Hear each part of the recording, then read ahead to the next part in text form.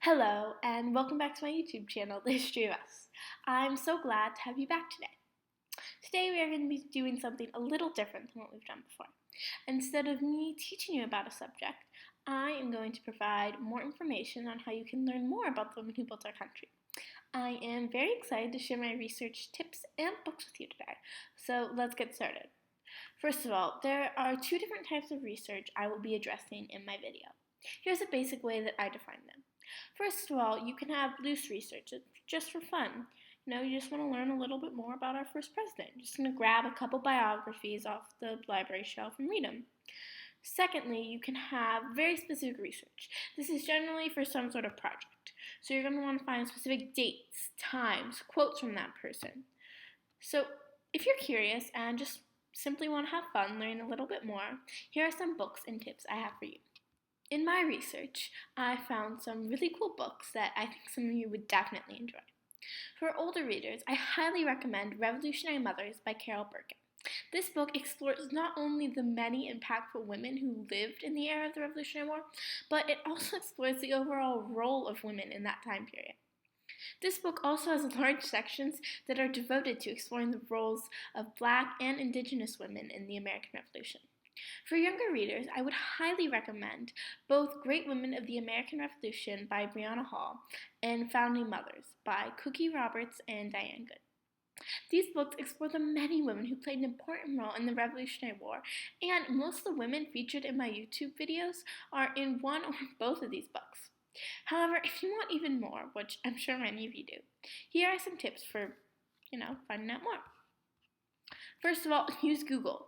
Just type in the name of whomever you want to research, and you'll probably get tons of websites. The most reputable ones end in .edu or .gov, but .org is generally pretty reliable.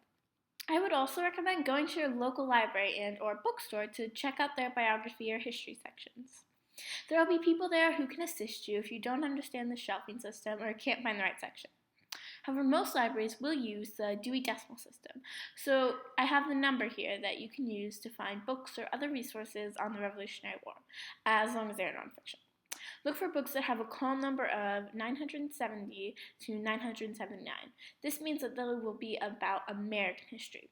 Unfortunately, I was unable to find a call number that was specifically for the American Revolution. For those of you interested in doing more in-depth research, here are a couple of resources and tips for you. First of all, here are a couple of books that I use that are more oriented for research. I found 2 volume sets of biographies on important figures in the Revolutionary War.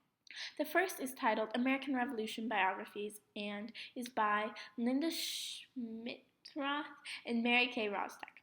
The second was titled Shaping of America, 1783 to 1815, Biographies, and was by Richard Clay Hands. Although these books aren't particularly riveting, they contain great information on those featured in their books, and they list recommendations for further research. In addition, there are many ways that you can take a book such as Revolutionary Mothers and utilize it for research on a specific topic or person. Here's how. First of all, use the index and sources that most books have. You can also use bibliographies if those are in your books. I brought one book along so I could show you how to use these resources. I have scooched my camera back so you can get a better view. So the first thing that I will show you how to use is the index, which is probably the most useful. So first you want to go to the table of contents. So it's generally within the first few pages of the books. So it will have a list of all the things in that book, which many of you know. And if you go to the very end, generally you'll see the index. So generally at the very end of the book, you can go to that page, and what you'll see is this, labeled index. And you can see it is a list of all the topics and people featured in the book. So they are organized alphabetically, and people are sorted by their last name. So let's say that I want to learn more about the Mexican-American War, also known as solely the Mexican War. So you want to go down the index until you find the M section. And you can see it right here, Mexican War. And I don't know, I think you can see there are a bunch of different numbers right next to it. So let's see, it says page 200 to 202 as the first listing. So you would go and you would find that page. You can see right here, and it will just have the information on Mexican-American War.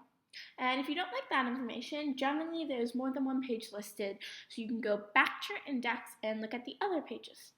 Okay, so the next thing that I would like to show you is the bibliography.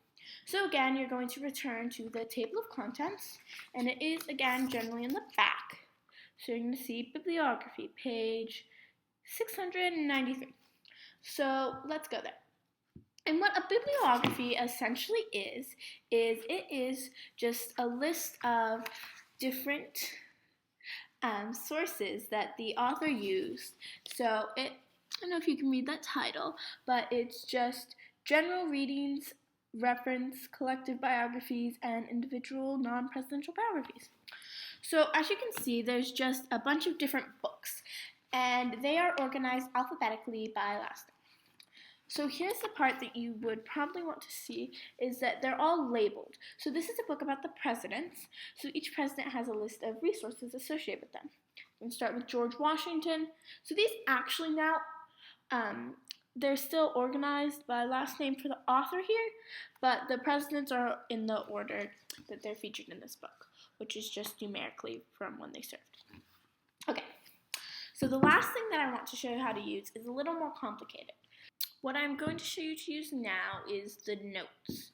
So when you are reading nonfiction books, generally they will cite different sources in the writing. So let's say that we were reading about President John Adams, and we want to do a little bit more research on his character. So you would go in and you would be reading, and you could find that, let's say you read this. Describing Adams. Bookish and not a dancer or card player, he lacked the common touch, or as modern politics puts it, he was not, quote, a guy you would want to have a beer with, end quote. So let's say that you really like that quote and you want a little more information on that.